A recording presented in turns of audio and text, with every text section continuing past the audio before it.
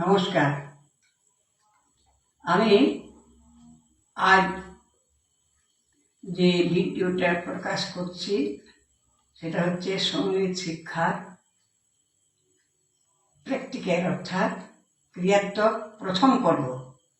এর আগে আমি যতদূর সম্ভব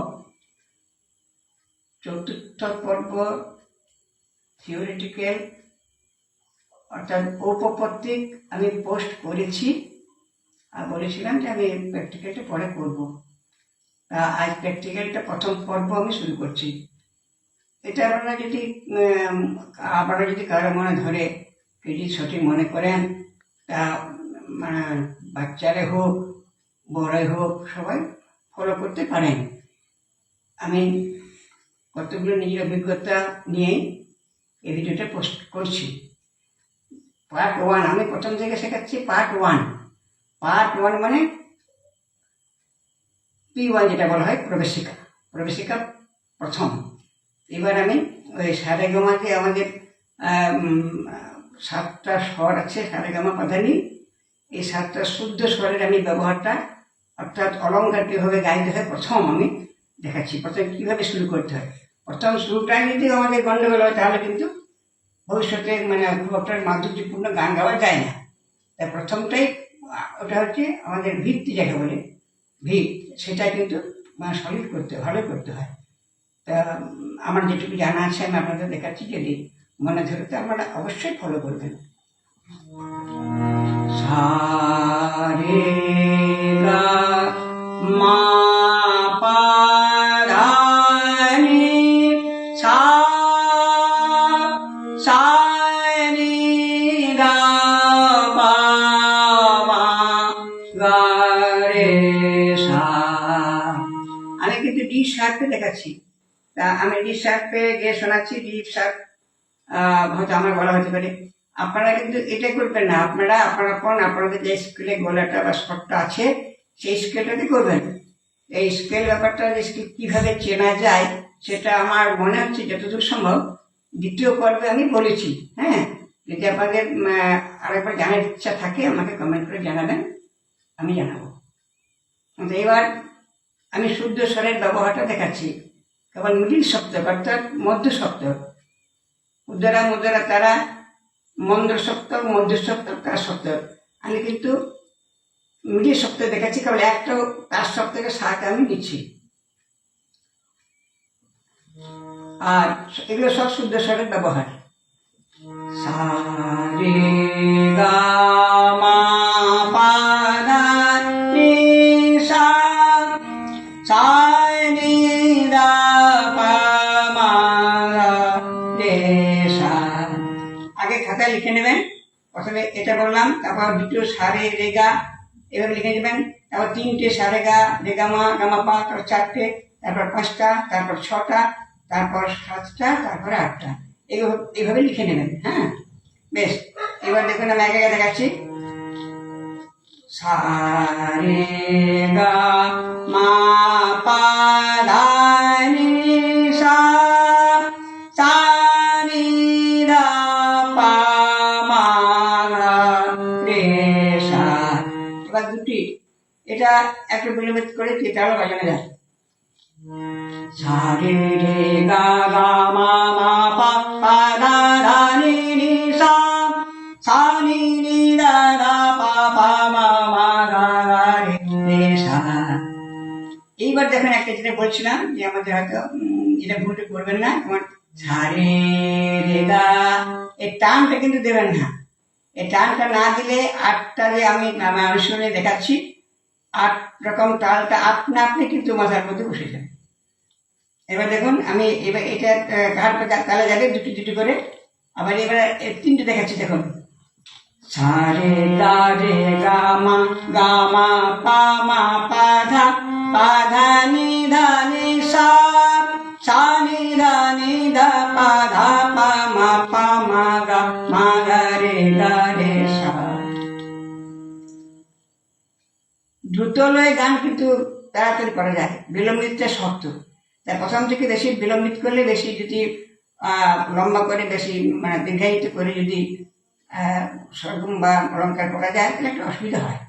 হ্যাঁ, তার মধ্যে দেখুন এই যে 1 2 3 4 5 6 করলাম, সারে গাটা আমি কিন্তু টানছি না, সারে গা এভাবে করবেন না।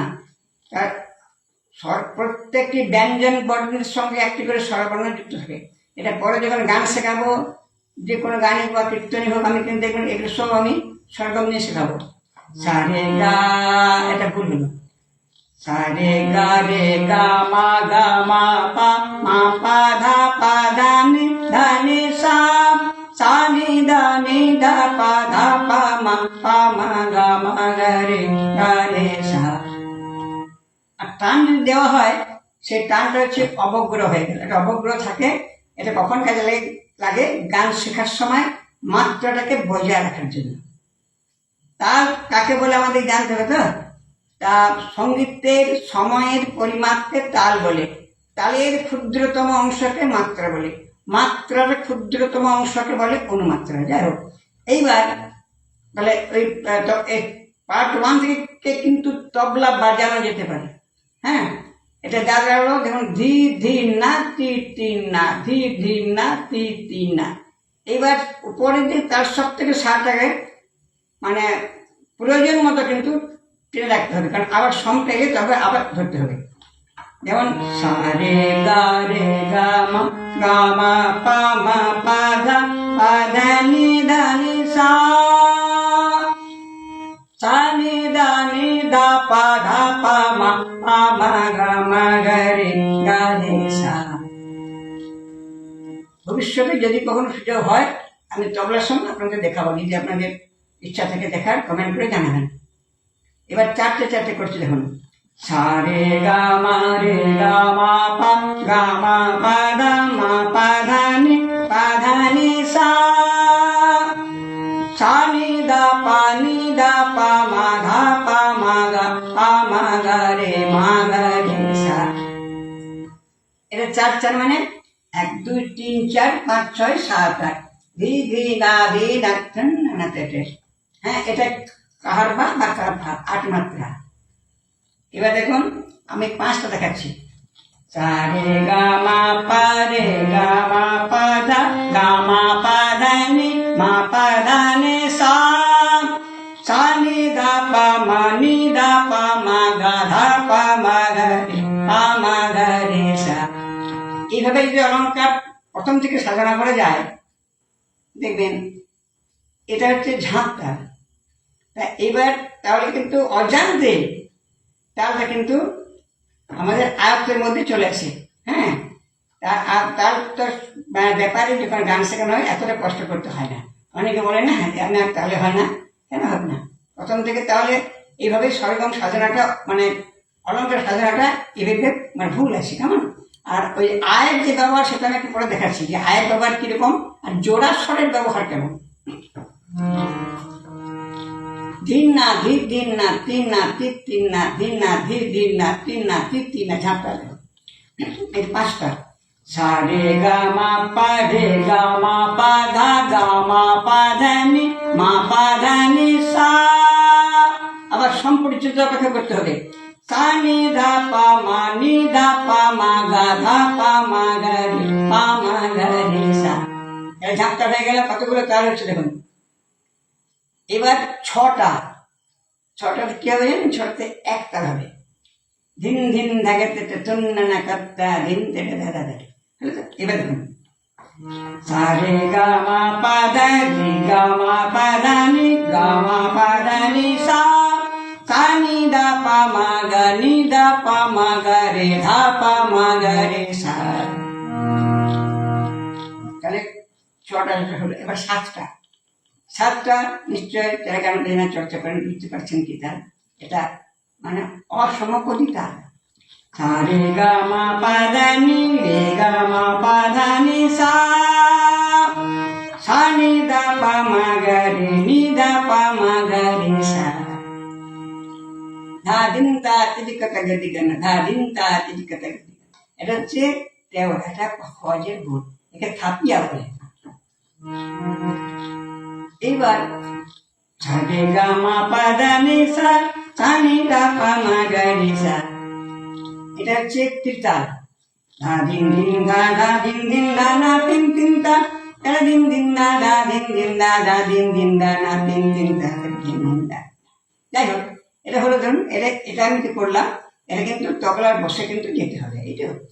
তা এটা একবার যদি আপনাদের বারবার যদি এই তালটা করা যায় তাহলে আমাদের 8টি তাল বা হিসাব করে দেখা যায় 8টি হচ্ছে না, তারপর দুবার হলো, কিছু কম হয়তো। তা এগুলি কিন্তু আপনি আপনি বসে যায়, তাহলে মানে তালের জন্য চিন্তা করতে হয় না। পরে আবার একটু সামান্য প্রশিক্ষণ দিলে তালটা চলে আসে। আর ওই যে জোড়াশয়ের ব্যবহার বলছিলাম, দেখুন এইবার জোড়াশয়ের ব্যবহারটা দেখা। সা রে গা, এটা না করে সা রে গা গা রে গা মা মা গা মা পা পা মা পা ধা ধা, এরকম যদি করা হয়, এটা পরে আসছে, এখন না, পাঠ মানে না। তাহলে আজ যখন করবো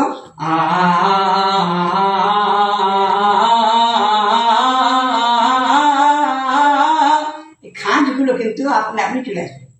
হ্যাঁ, আবার কিন্তু যখন যদি আমরা সা রে গা মা এটা আনি, এইটা আমাদের কিন্তু বদ্ধবশ হয়ে যাবে। এবার গান আমরা করবো না, যেমন কোনো গান হয়তো ধরুন করছি,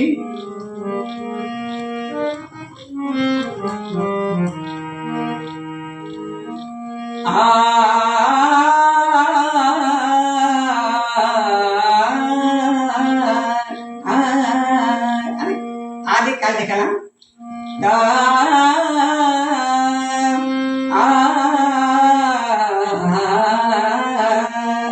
খাঁজগুলো কিন্তু আপনার চলে আসবে। আমি কিন্তু এটা কিন্তু শুদ্ধ স্বরে করলাম না, শুদ্ধ এবং কোমল এটা মিশিয়ে করলাম, কেমন? আর এবার আমি বলছি, এবারে আপনি সাধনা করার দরকার একটু হলে, চট করে আসবে না, আস্তে আস্তে করবেন। সা সা রে রে গা গা মা মা পা পা ধা ধা নি নি সা সা, সা সা নি নি দা দা পা পা মা মা গা গা রে রে সা সা। দুটো হলো, তিনটে চারটা, চারটে করছি।